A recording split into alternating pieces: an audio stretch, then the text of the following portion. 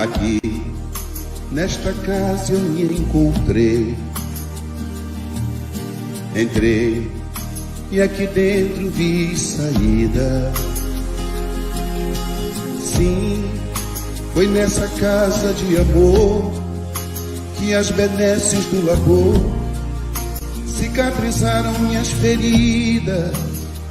Depois de muitos e muitos passes, estudo e a água da paciência, religar e religuei, filosofiquei, tomei ciência.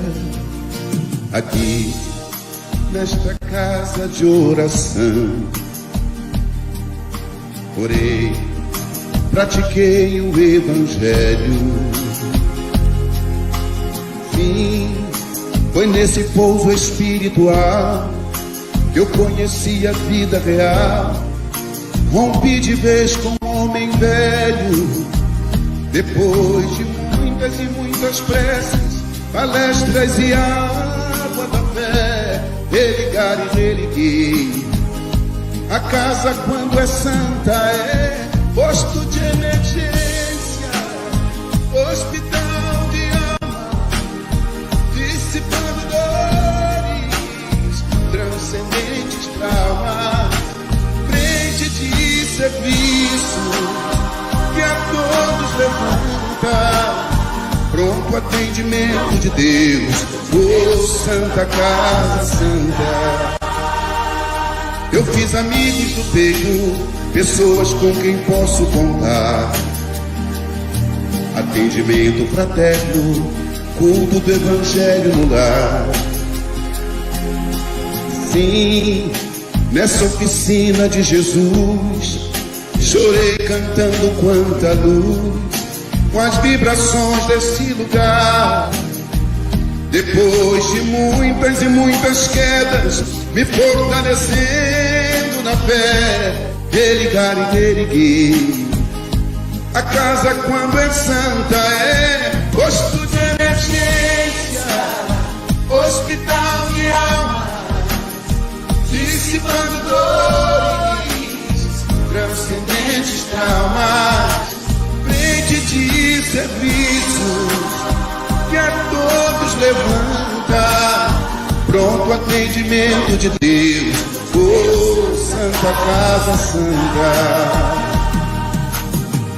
Por isso canto e dou graças a Deus, secando lágrimas nos olhos meus. Depois de muitas e muitas preces, palestras e água da fé, religar e reerguer.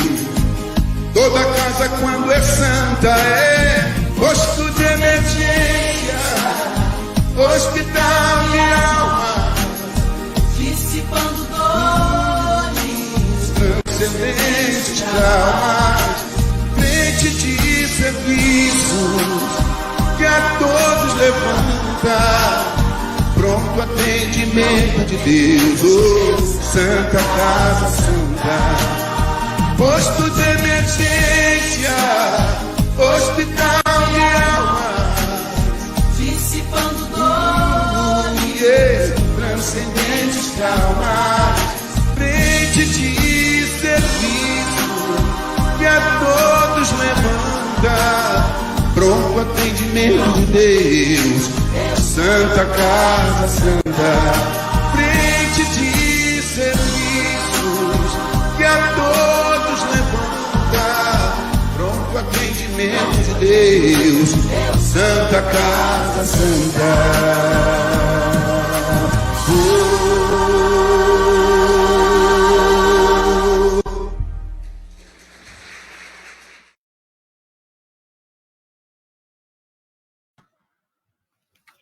Olá, boa tarde a todos, sejam muito bem-vindos, sejam todos muito bem-vindos a essa mais uma palestra realizada pelo SEAC. Com muita satisfação que o SEAC recebe a todos nessa primeira segunda-feira do ano, segunda-feira ainda que estamos com os nossos corações renovados de esperanças, em dias melhores. Né? Nossa palestra de hoje tem uma participação especial, Márcio de Oliveira, que está vindo lá de Itaperuna, né? Vai falar para a gente sobre o tema a proibição da evocação dos mortos. Tá? Antes, porém, nós vamos ler a nossa página de abertura, nossa página inicial, depois fazer a nossa prece inicial, e em seguida a gente traz o Márcio para a nossa apresentação, para a nossa palestra de hoje. Tá, ok? A nossa página de hoje vem da Agenda Cristã, pelo espírito de André Luiz, Francisco Cândido Xavier. A nossa lição é a lição de número 39, Com Jesus, é o nome da lição. Com Jesus, a renúncia será sempre um privilégio para você. O sofrimento glorificará sua vida. A prova dilatará seus poderes. O trabalho constituirá título de confiança em seu caminho. O sacrifício sublimará seus impulsos. A enfermidade do corpo será remédio salutar para sua alma. A calúnia lhe honrará a tarefa. A perseguição será motivo para que você abençoe a muitos. A angústia purificará suas esperanças. O mal convocará seu espírito à prática do bem. O ódio desafiar-lhe-á o coração aos testemunhos de amor. A terra, com os seus contrastes e renovações incessantes, representará a bendita escola de aprimoramento individual, em cujas lições purificadora deixará você o egoísmo para sempre esmagado. Essa foi a nossa página de hoje. Vamos agora, neste clima ainda, né, de um coração cheio de esperança, de dias melhores, levar nossos pensamentos ao alto e agradecer ao nosso Pai, nosso Criador de todas as coisas, ao nosso Senhor Jesus Cristo, nosso modelo, nosso guia, nosso exemplo de vida, Ananias, mentor espiritual de nossa casa. Agradecer por mais esta palestra, por mais esse momento de confraternização, por mais esse momento de estudo.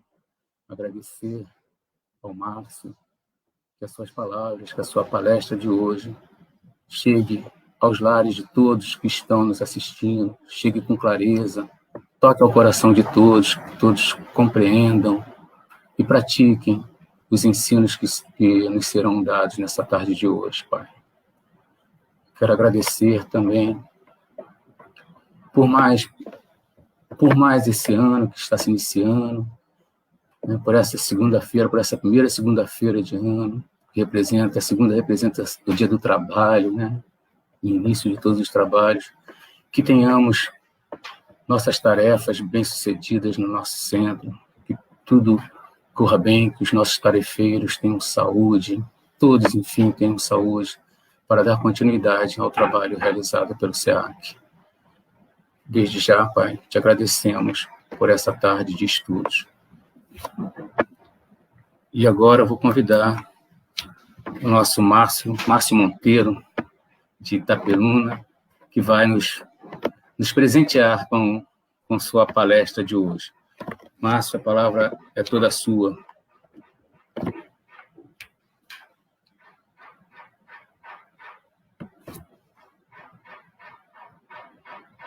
O som, não. O áudio, Márcio. De repente Acho que agora vai. Tranquilo? Perfeito. Isso é bom que quem está nos assistindo já tenha essa concepção, né? Os problemas tecnológicos, eles acompanham... Aliás, nem sempre nos acompanham no desejo, né, do acerto. Às vezes a gente também se atrapalha aqui, é natural, porque a gente não é profissional da área. Mas é um prazer estar com vocês, né? agradecer ao João, a Laila, ao Maurício pelo acolhimento,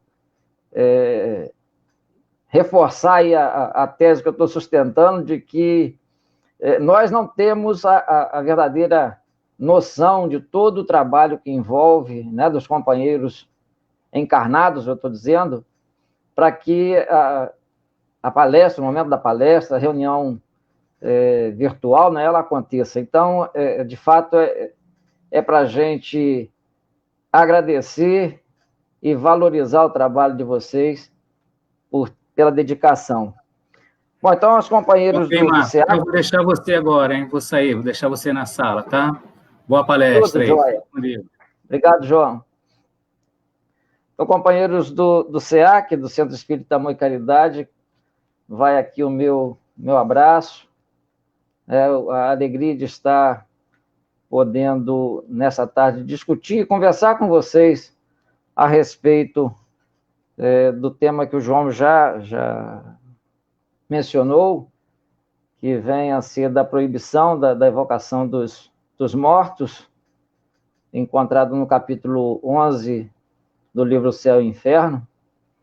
E antes, porém, né, desejar aí um 2021, sendo a primeira segunda-feira do ano, um 2021 cheio de transformações, né, dentro de cada um de nós, dizendo sempre, não espere transformação do mundo, né? Não é uma transformação exterior que nós, de fato, precisamos, mas uma transformação interior, onde cada um de nós acaba contribuindo com a sua parcela, com a sua entrega na melhoria do mundo como um todo.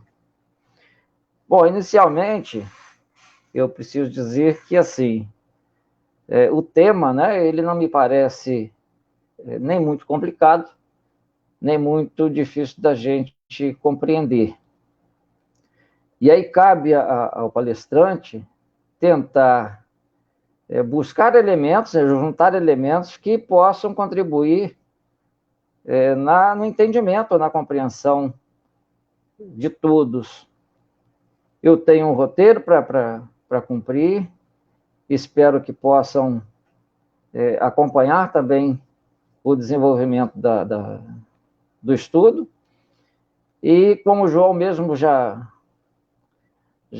anunciou nos bastidores, se houver algum interesse, no final a gente pode estar abrindo para algum tipo de diálogo, de conversa com vocês. Então, parte de uma historieta em que um pai brincava com 3 filhos de fazer aquelas sombras projetadas, né, mediante a luminosidade.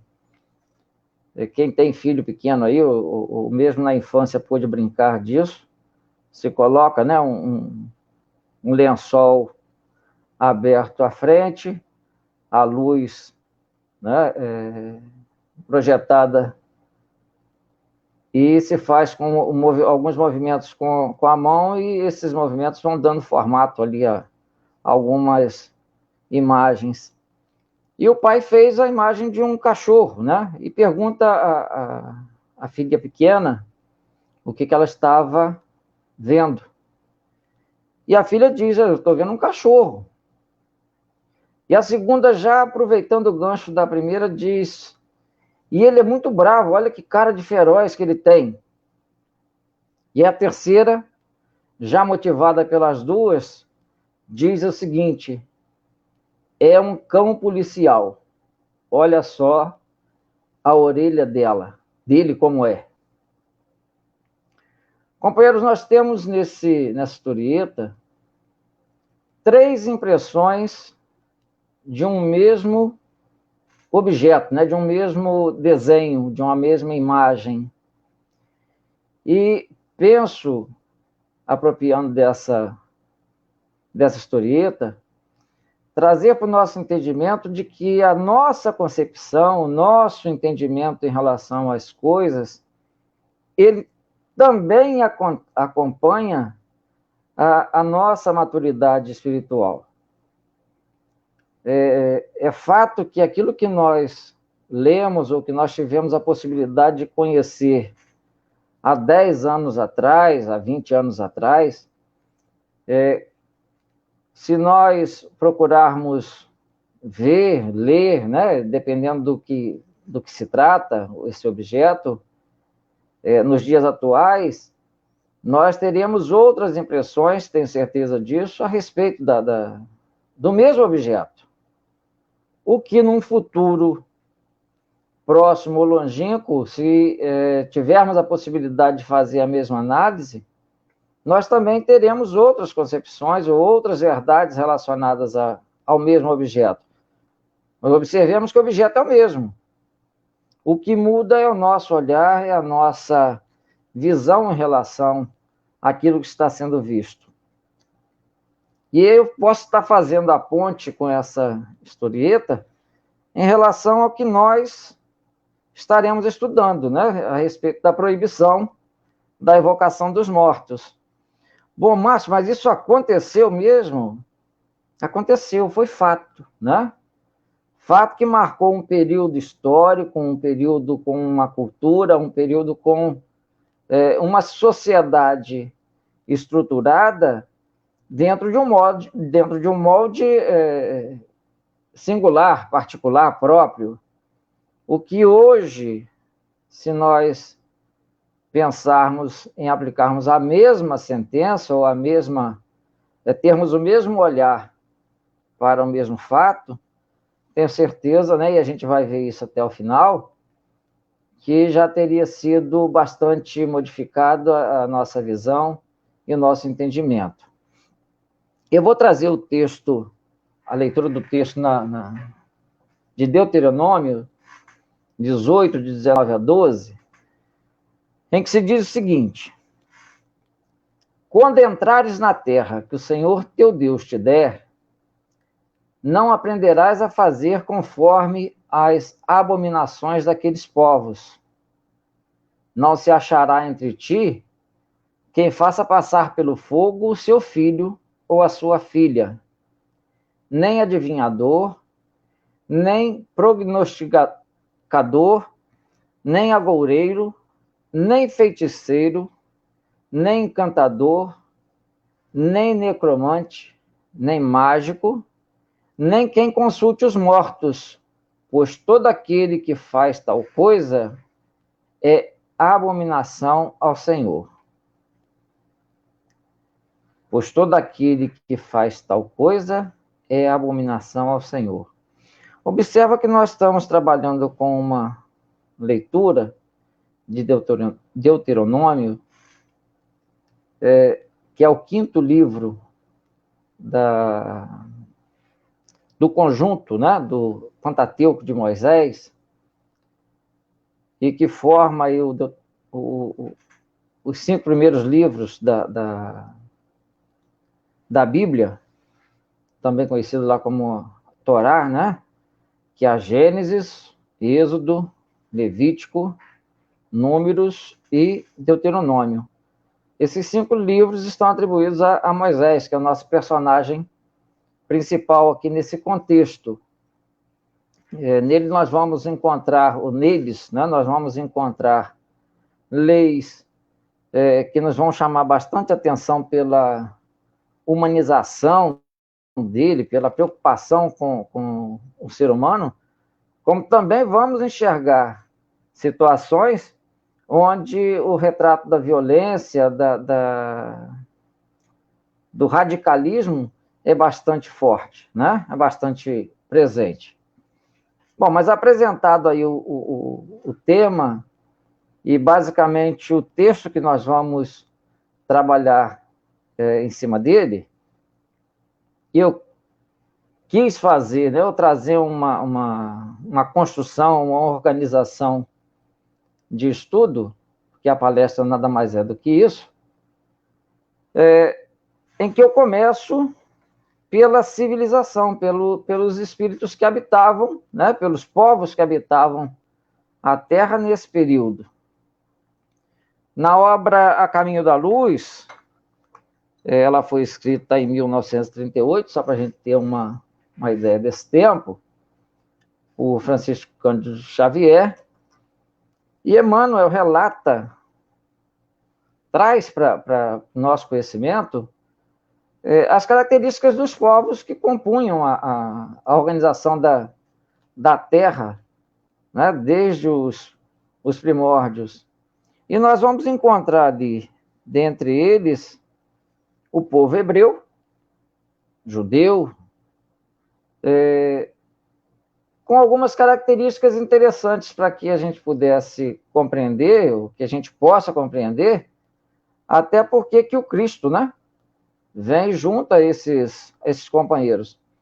O que eu quero retratar e destacar nesse instante é basicamente a ideia de um Deus único, né, a concepção monoteísta de que um Deus existe, diferente da grande maioria politeísta dos povos existentes à época, que consagravam outros, né, outros deuses dentro da sua organização religiosa. Bom, entendido, ou pelo menos tendo a concepção desses povos, e aí eu não me preocupei em ficar delimitando muito tempo, né, ou de quanto em quanto tempo, ou qual o espaço de tempo de um fato para outro, eu não tive essa preocupação. Eu trabalhei mais com a preocupação de estar entendendo o acontecimento, né, o porquê dessa proibição e como que ela se estruturou, e o porquê dela existir, que é o que nós vamos encontrar na obra O Céu e o Inferno, mas eu quis trazer também a lembrança das pitonisas, né? Aquelas pessoas que tinham a capacidade, ou a característica, ou a capacidade de trazerem a mensagem, né, atribuída a algum Deus, a mensagem do sobrenatural, né, do desconhecido, daquilo que estava por vir. Bom, o oráculo de Delfos, que é o mais conhecido dentro da história, ele trata de 300 anos antes de Cristo. E ali na Grécia nós já temos esse tipo de manifestação, nós já temos as pitonisas que eram tidas como sacerdotes, né, como pessoas com esta capacidade, com essa característica, trabalhando, oferecendo ali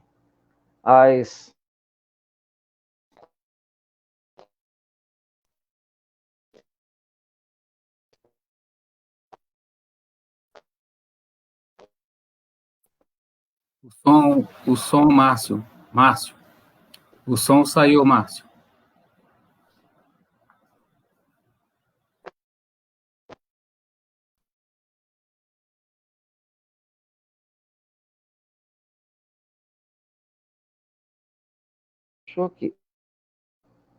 Isso. Voltou o som para mim? Ok. Então vamos lá. Então eu estava falando das pitonisas, né? E que o grande barato à época e no momento era de fazer descoberta material. Era cumprir com os caprichos, com os desejos dos reis, das grandes lideranças da época, para saber se entrasse em conflito ou se entrasse em guerra com um segundo, com terceiros, se sairiam vitoriosos ou se não, se valeria a pena plantar trigo ou valeria, ou porque, sei lá, poderia ter algum tipo de acidente climático e aí atrapalhar com toda a colheita. Eram basicamente assuntos de ordem particular, de interesse próprio, né? Então essas pitonisas, elas serviam a esse tipo de objetivo. Nós vamos encontrar em Êxodo 22, 18, uma passagem que o rei Saul ele já no desespero, porque ele pedia orientação, alguma revelação a Deus, e Deus, né, na linguagem lá, Deus não lhe respondia, e ele vai buscar uma pitonisa, né, para poder tirar a sua dúvida, porque ele precisava muito conversar com o profeta Samuel. Ele tentou de todas as formas e possibilidades à época, e não encontrava condição de conversar com Samuel, que já havia desencarnado, já havia morrido. E ele, que era crítico, né, ferrenho em relação a essas manifestações, teve que se dobrar e foi buscar, né, as pitonisas para ter e obter essa informação. E teve, né, recebeu essa orientação. Os gregos, então, eles tinham essa prática, já desenvolviam essa prática no sentido de responder às seus questionamentos, às suas angústias, né, às suas dúvidas em relação ao futuro.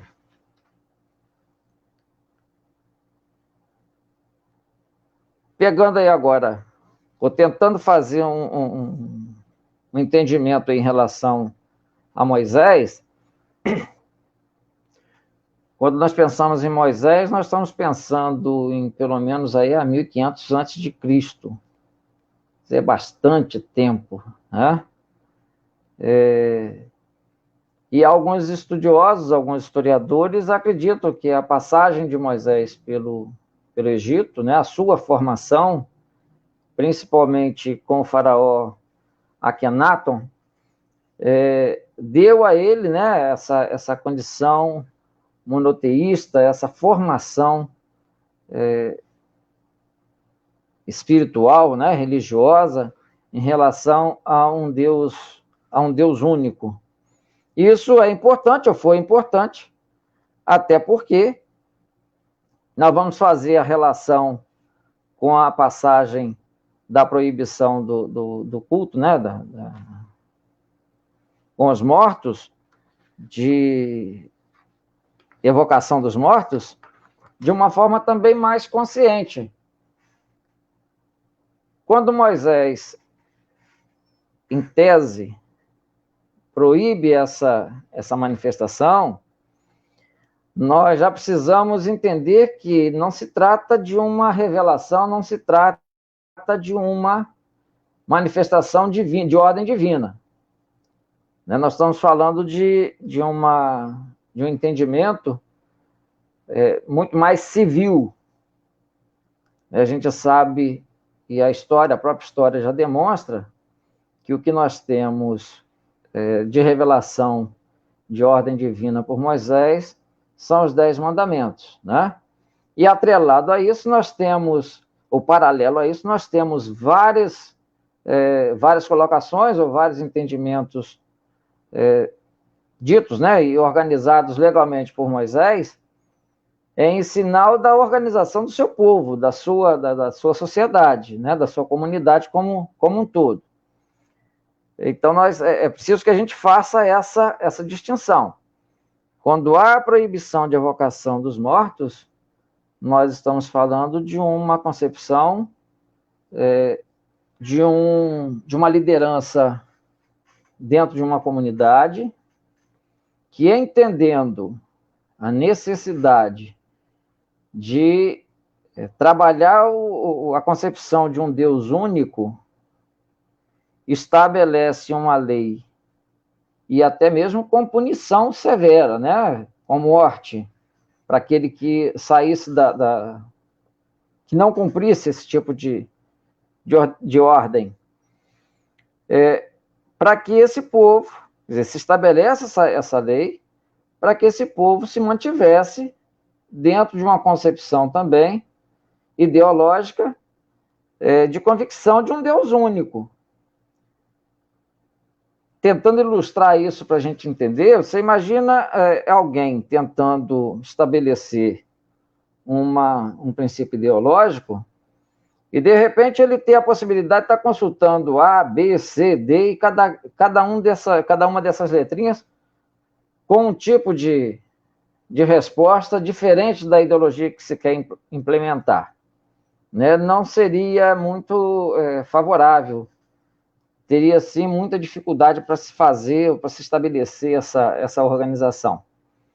Então, na verdade, o que nós temos da proibição de Moisés em relação à evocação dos mortos, podemos entender como um preceito extremamente de organização de civilização, né? de núcleo comunitário. Deixa eu aproveitar minha colinha aqui para... A verdade, porém, é que Jesus, chegando ao mundo, não foi absolutamente entendido pelo povo judeu, né? Isso aqui é uma outra questão importante para a gente abordar. Já colocamos, né, o povo hebreu como entendedor e da concepção de um Deus único. O Cristo nasce dentre, né, esse povo. A grande questão aqui a ser analisada é que os hebreus esperavam ou aguardavam uma liderança divina que viesse arrebentando com tudo, né, que pudesse torná-los fortes, que pudesse dar notoriedade a eles pela força. E o Cristo vem de uma forma completamente diferente, né? Completamente oposta à concepção que se desejava ou se esperava. Uma outra coisa importante também para a gente considerar é Moisés como um grande legislador judeu. Ele era médium, muito embora esse termo não fosse usado à época, mas trazendo para a nossa época, para a gente ter o entendimento, era médium e não condenou em momento algum a prática da mediunidade, e nem poderia condenar, né? Porque se ele foi personagem direta do registro dos 10 mandamentos, a mediunidade estava demonstrada quando ele vê a árvore, né, pegando fogo no deserto, de outra demonstração mediúnica, ou medianímica que seja, mas esse é um foco importante para a gente se apropriar dele em relação a essa proibição de evocar os mortos, porque nós vamos encontrar em algumas traduções da Bíblia, né? E aqui na pesquisa a gente pode estar fazendo pesquisa em algumas aberrações. Eu vou citar aqui algumas para a gente poder ter esse conhecimento. Vou tentar ser breve aqui em relação a isso. Mas a Bíblia de Jerusalém, né? Se é que existe... Mas, enfim, vou seguir a pesquisa. A Bíblia de Jerusalém, ela vem trazendo só o trecho da proibição, diz, ou que pratique encantamentos, que interrogue espíritos ou adivinhos, ou ainda evoque os mortos. A Bíblia da edição Ave Maria diz o seguinte: a magia, ao espiritismo, a adivinhação ou a evocação dos mortos. Mas que espiritismo, gente, né? E isso serve como elemento nas mãos de quem não estuda ou de quem se limita à escrita, fazer esse vínculo direto com a doutrina espírita de um termo que à época não era nem sequer, né, mencionado, não existia. A Bíblia da editora Vozes, nem que se dê a magia, consulte médiuns, interrogue espíritos ou evoque os mortos, enfim. Trazer aqui a lembrança, só para ficar registrado, da preocupação que a gente deve ter também, né, com essas, para aquele que estuda, para aquele que busca a informação, dessas traduções que são extremamente divergentes, né? De temas ou de termos que são utilizados e que a época, que não condizem com a época. Kardec utiliza de uma Bíblia também para poder fazer o seu estudo, e é basicamente o texto, ele vem em cima da consulta aos mortos somente para fins de adivinhação. A crítica toda desenvolvida ou estabelecida em relação a procurar, né, a evocar os mortos, ela está basicamente direcionada a fins de adivinhação sem propósito de valor nenhum. Então, eu estou querendo me casar, eu vou procurar uma pessoa que tenha essa habilidade, que tenha essa competência, para poder tentar desvelar para mim, ou apresentar para mim se eu vou casar ou não, se eu vou ficar rico ou não, se eu vou viajar ou se eu não vou viajar, se o meu filho vai ser menino ou menina. Estão conseguindo entender as aberrações? Eu estou falando aqui de situações simples que estão me vindo à mente, mas vamos trazer isso para o nosso dia a dia, né?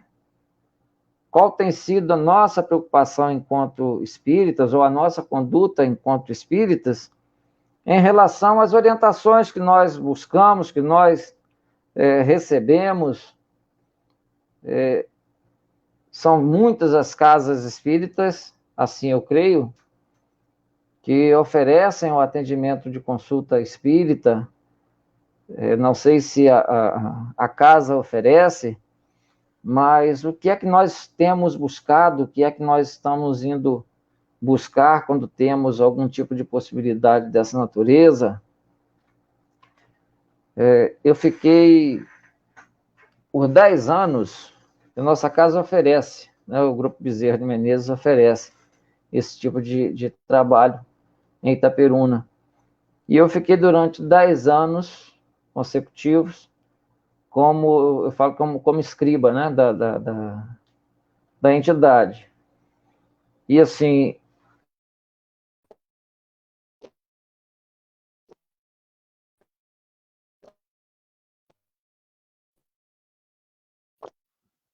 Fugiu, Márcio. Fugiu o som de novo, Márcio.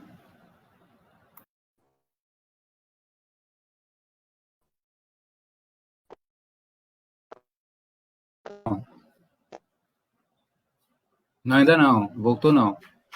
Voltou agora.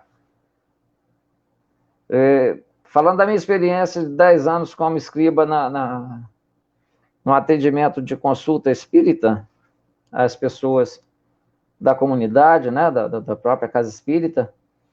E, assim, inicialmente, a nossa busca, ela não se faz diferente do que nós estamos estudando aqui, não. Nós somos muito movidos ainda pela questão material, né?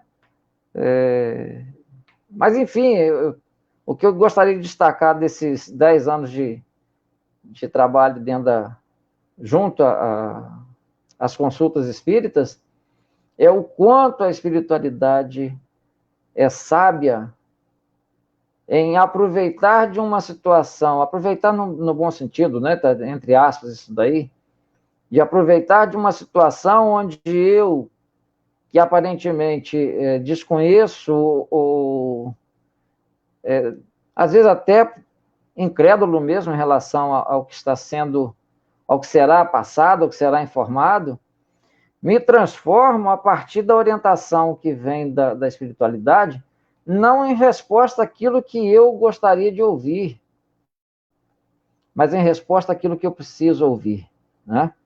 Que é bastante diferente. Mas, enfim, o que era, o que foi, durante o tempo também de Moisés, bastante criticado, não foi a mediunidade em si, mas a evocação dos mortos, né? Dos espíritos para nós, na atualidade, para resolver questões e picuinhas do nosso dia a dia, que cabe a cada um de nós resolver ou tentar resolver. Vamos lá. Nós vamos saindo um pouco de Moisés, até para ganhar tempo aqui. Em relação ao Cristo, nós vamos, aí sim, ter plena convicção de que, em momento algum, se tem esse tipo de anúncio. Em momento algum, nós temos, no Novo Testamento, alguma passagem que remeta à proibição do que quer que seja. Olha, nós temos de início o anjo Gabriel vindo anunciar a Maria, então já tenho um fato. Eu tenho a transfiguração do Cristo no Monte Tabor, onde o Cristo aparece junto a Elias e Moisés, o próprio Moisés. Depois eu tenho a aparição do Cristo junto aos apóstolos, né? Na ressurreição aí entre aspas, do Cristo. Então não há em momento algum, ao longo da trajetória dos relatos dos apóstolos, né? do Evangelho, momento algum onde se proíba qualquer tipo de evocação de morto, no sentido de espírito, no sentido de buscar orientação, que também deveria ser uma prática comum. Já correndo aqui bastante, como quinto momento do nosso estudo, eu chego a um momento que foi bastante cruel, mas ele é importante para que a gente possa fazer uma referência, né, uma relação, que se dá em relação à Inquisição, que era conhecida como Santa, né? Santa Inquisição. Então, eu vou ler um textozinho pequeno aqui que diz o seguinte: a lei mosaica punia com a morte essas práticas detestáveis, corrente entre os gentios. Então, Moisés, segundo Moisés, né, a lei de Moisés, e aí eu estou falando de lei civil, para aquele que procurasse, de alguma forma, alguém que pudesse estar trazendo essas adivinhações, né? O texto diz assim: se um homem ou uma mulher tem um espírito de Piton ou de adivinhação, que sejam punidos com a morte, serão lapidados e seu sangue recairá sobre suas cabeças. Então é a morte. Quem tiver envolvido com adivinhação, quem tiver envolvido com evocação de morto para saber alguma coisa, a sentença é a morte. E o que nós vamos ter no século XIII, XIV, até 19, né, parte 19, o que nós temos aí de forma marcante com vou usar o termo que é utilizado na história, né, com a Santa Inquisição. Nós temos a morte, a matança dos hereges, né? Então, todo aquele que fosse contrário o diferente, o que pensasse diferente à fé cristã, à época, ele era considerado um herege, e por isso deveria ter a sentença de morte. Era considerado bruxo. É interessante que essa retórica.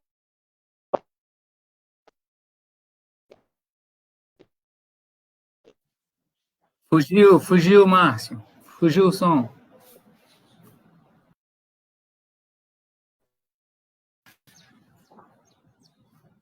Não voltou. Não. Voltou. Então, assim, eu estou falando antes de 1500 a.C. e agora trazendo para uma idade que está muito próxima a nós, né? Século XIX, XV, do XV ao XIX, século XIII, XIV. Quer dizer, nós mesmos vivenciamos esse período, né? Tenho certeza, onde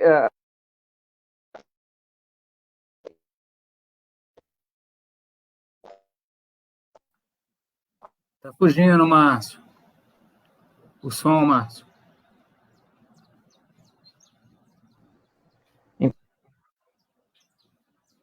Essa aguadinha que está no fogo. Não voltou ainda. aí,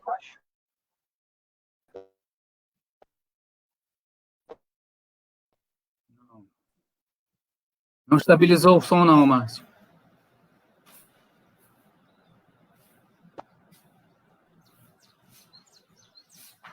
Vai sentar, bem pouquinho.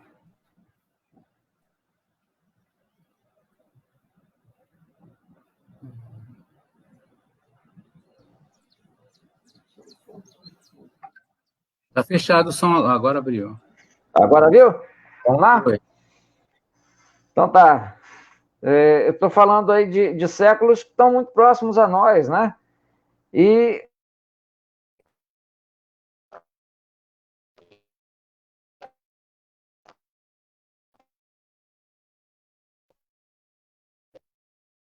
Mas tá fugindo, Márcio.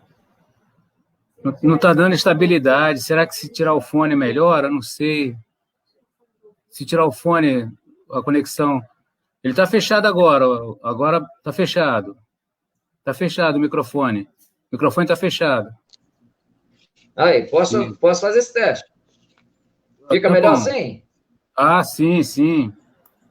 Então tá, vamos tentar dessa forma. O Papa Gregório IX, não, nono, só para a gente também trazer esse fato histórico para analisar, ele, preocupado com o crescimento das seitas religiosas, ele cria, então, um órgão especial, né? Onde qualquer um que professasse práticas diferentes daquelas reconhecidas como cristãs era considerado herege, então, e teria aí a sua...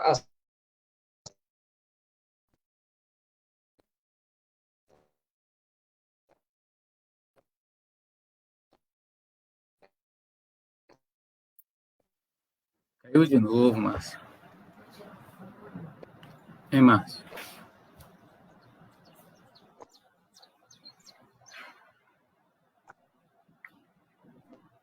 Caiu agora no finalzinho. Não estamos ouvindo.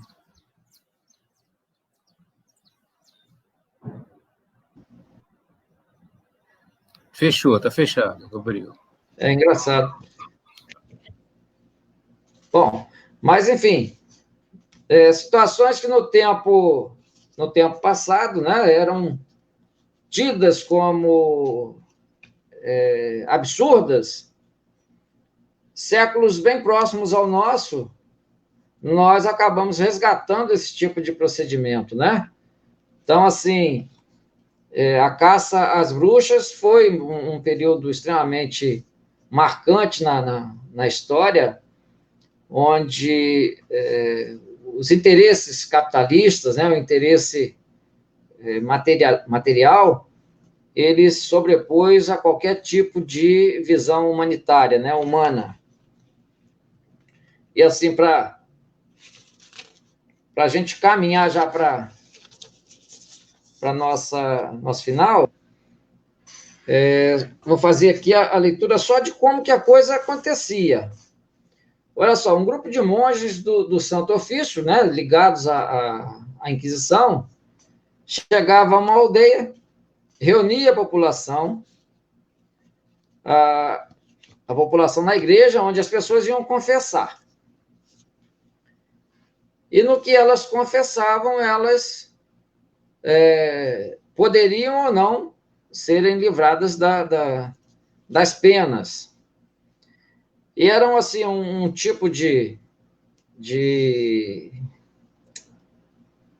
situação em relação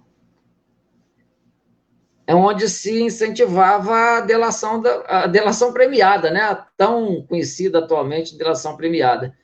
E, na verdade, você baixava terror, gerava pânico para todo mundo, porque, ainda que eu não estivesse envolvido diretamente ou às claras com esse tipo de manifestação, se eu fosse denunciado, eu estaria ali sendo julgado pelo inquisidor Mor, né, que dava, então, a sentença final sobre o que aconteceria comigo. Bom, eu não falei nada muito diferente, na verdade, eu só tentei abrir um pouco mais o leque em relação. Nós poderíamos ler na obra O Céu e o Inferno. É bem verdade, nós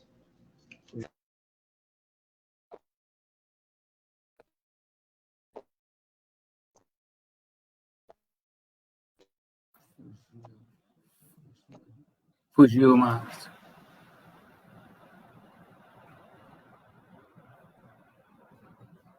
Não sei, está dando algum mau contato, né?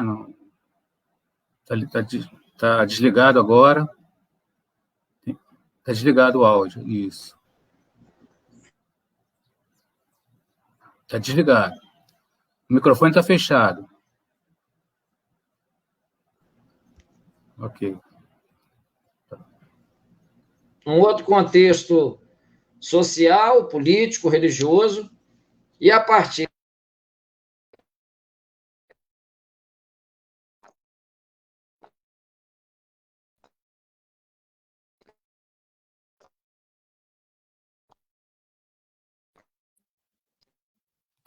Tá fugindo. Tá fugindo, Márcio. Não voltou legal.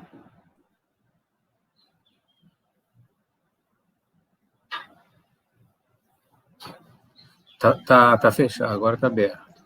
Cada vez é uma novidade, né? Agora vai. Cada vez é uma novidade, mas tá joia. Eu acho que mesmo assim, de forma intermitente, acho que está dando para, pelo menos, entender o que a gente está querendo trazer de orientação. Não fica muito agradável, eu sei, mas conto com a colaboração, assim, a paciência dos companheiros. A igreja também não nega, né? Já é o primeiro item do capítulo 11, que nós vamos ter como referência, de leitura dentro da obra O Céu e o Inferno, onde se diz o seguinte: a igreja não nega absolutamente o fato das manifestações. Ela admite-as todas, ao contrário, como se viu nas citações precedentes, mas atribui-as à intervenção exclusiva dos demônios. E aí, mais à frente, na obra, a gente vai ter a classificação de referência aos demônios, e fica muito claro para nós, espíritas,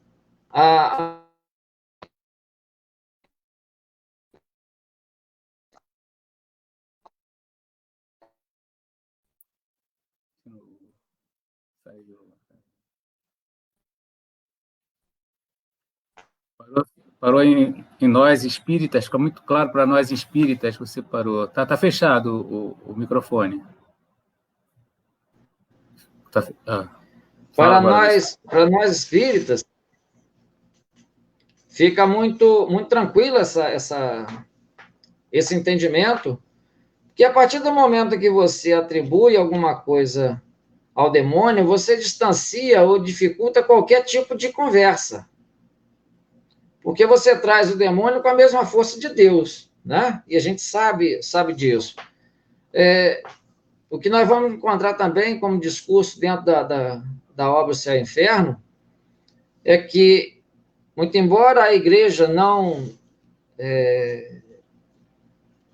negue a questão das manifestações, que tente trazer, né, para a concepção diabólica, o fato é que existe. Fato é que existe, né? E não há contraditório em relação a isso. Cabe a nós, espíritas, e esse é o alerta da obra, tentarmos amadurecer no sentido de que a nossa busca em relação ao atendimento, né, ao vínculo da mediunidade, ela deve ser de forma respeitosa, de forma preocupada com a questão do estudo, da ciência, né, do entendimento pleno do que está acontecendo e do porquê está acontecendo, e não por mera brincadeira ou satisfação do ego. Né? Não é essa a proposta. A doutrina espírita não é contrária, nem poderia ser, porque entende o contexto, ao que Moisés fez. Naquele momento, para aquele povo, para aquela situação, era a receita necessária. Mas, ao mesmo tempo, vai entender que aquela limitação civil estabelecida, como qualquer outra regra civil definida nos tempos atuais, ela visa um contexto, o que não nega a possibilidade da mediunidade, né, inerente a cada um de nós. João, eu vou sintetizar aqui de uma forma simples, para que a gente possa retomar aí o nosso convívio virtual, mas deixando, então, esse alerta para que nós, espíritas, enquanto conhecedores estudiosos do mundo espiritual, que a gente tenha mesmo esse trato fino, né? essa concepção bem estruturada em relação às manifestações espíritas, aos trabalhos espíritas que são desenvolvidos nas casas e nos grupos espíritas que nós frequentamos, da seriedade do fato, né? Da necessidade que nós temos de conceber e de entendermos aquelas manifestações de uma forma positiva, de uma maneira sadia, né? Entendendo que plano espiritual e plano físico são simplesmente distanciados por situações mínimas, né? de fluídicos, de fluidos, de reações fluídicas, melhor dizendo. Tá? Então, era assim o alerta que eu queria trazer com essa palestra. Agradecer.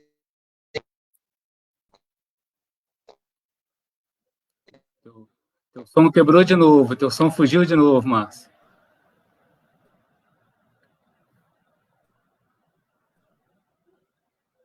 Tá fechado. Fala. Tá fugindo. Fugiu, Márcio. Fechou. Vê se consegue. Fechou o microfone. Tenta... Isso. Isso, agora foi. Então, agradecer aí a paciência de todos. Nós que agradecemos, Márcio. Foi muito bom, muito esclarecedor, apesar dessa impertinência aí no som, né, na quebra do som, não perdeu o raciocínio, deu para entender perfeitamente, né, o que você quis passar para a gente sobre essa proibição da evocação dos mortos, né, comparando os dois momentos, né, Moisés, Jesus, né, muito, muito, muito legal.